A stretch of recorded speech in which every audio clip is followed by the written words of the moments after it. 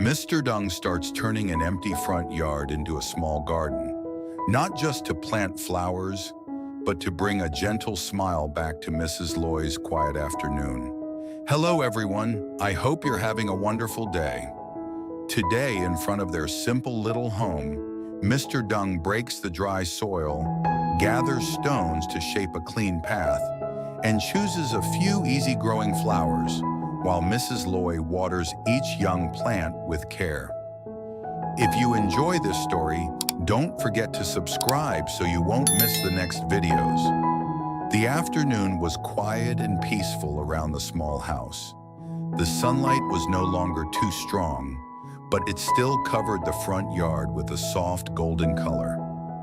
Mr. Dung stood near the wooden doorway, looking at the empty space in front of the house. For many days he had walked across that bare ground without thinking much about it. But today, as the breeze moved through the trees, he suddenly felt that the yard looked lonely. There was enough space for something simple. It did not need to be grand or perfect.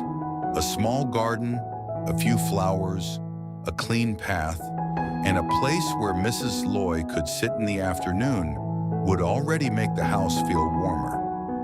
Mr. Dung looked at the dry soil, the scattered stones, and the wild grass growing in patches. Then he smiled quietly, as if a new idea had just taken root inside him. He turned toward the house and called Mrs. Loi. His voice was calm, but there was a little excitement in it. He told her that the front yard was still empty, and maybe they should start a small garden together. Mrs. Loi stepped outside and looked in the same direction. At first, she did not say much. She only looked at the ground, then looked at Mr. Dung, and a gentle smile slowly appeared on her face. She knew the work would not be easy.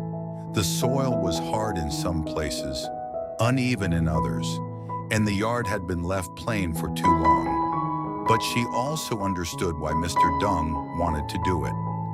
A garden was not only about flowers. It was about making a home feel alive. It was about having something to care for every morning. Mr. Dung brought out a hoe, an old basket, and a few simple tools. He rolled up his sleeves and started breaking the hard surface of the soil. Each strike of the hoe made a dull sound, and dry clumps of earth turned over slowly. The work looked simple from far away, but every movement needed strength. He bent down often to pull out roots, remove old weeds, and pick up small stones hidden under the dirt. Mrs. Loi did not stand aside and watch. She carried a basket and began gathering the weeds he pulled out. Whenever Mr. Dung found a stone, she placed it in another pile near the edge of the yard. Some stones were small, some were heavy, and some were covered with dirt. She cleaned her hands on her clothes, then kept working without complaint. Every now and then, she glanced at Mr. Dung and smiled, as if telling him that she was happy to help. The front yard slowly began to change. It was not beautiful yet, but it was no longer forgotten. Mr. Dung used the hoe to loosen the soil row by row. He wanted the ground to breathe again. He knew that if the soil stayed packed and dry, nothing would grow well. So he worked patiently, turning the earth, breaking the large clumps, and spreading the softer soil over the surface. After a while, he stepped back and studied the space carefully. He imagined where the small flower beds could be placed, where the walking path should go, and where the plants would receive enough sunlight. He did not want to make the garden crowded. He wanted it to feel natural, gentle, and easy to take care of. Mrs. Loi brought a small bucket of water and sprinkled a little over the dry soil. The water darkened the ground and released a fresh, earthy smell. That simple scent made the whole yard feel different. Mr. Dung looked at her and said that even before planting anything, the place already felt better. Mrs. Loi laughed softly. She told him that a garden could not become beautiful in one afternoon. Mr. Dung nodded, But he said that every beautiful place had to begin with the first patch of clean soil. For him, this was already a beginning. The sun moved lower, and the shadows stretched across the yard. Their clothes were dusty, their hands were tired, but the empty yard had become a place filled with effort, hope, and quiet happiness. When the soil became softer, Mr. Dung began shaping the front yard into a small garden. He used the hoe to mark the edges of each flower bed, making the lines simple so the yard would still look natural. The house was modest, and he wanted the garden to match that feeling. Nothing fancy, nothing difficult to care for. Just a warm space where life could grow. He gathered the stones Mrs. Loi had collected and began placing them along the side of the path. Some stones were round, some were flat, and some had rough edges, but together they made the path clear. Mr. Dung crouched down, pressed each stone into the soil, and adjusted them one by one. He wanted Mrs. Loi to walk through the garden without stepping on muddy ground after the rain. Mrs. Loi watched him for a moment, then carried grass and dry leaves away from the yard. She cleaned around the corners near the fence, where wild plants had grown thickly. Her movements were slow but careful. She did not have the strength to do heavy work like Mr. Dung, but she put her heart into every small task. When she saw an old root sticking out of the ground, she pulled it gently and placed it in the basket. After the path was shaped, Mr. Dung brought out a few young flower plants. They were not rare or expensive flowers. They were simple plants that could live well under the sun, with bright leaves and small buds waiting to open. He believed a garden should begin with strong plants, the kind that would not give up easily. Mrs. Loi touched one leaf and smiled as if greeting an old friend. Mr. Dung dug small holes in the soil, leaving enough space between each plant. He lowered the first flower carefully, covered its roots with soft earth, and pressed the soil around the base. Mrs. Loi stood beside him with water ready and a small dipper.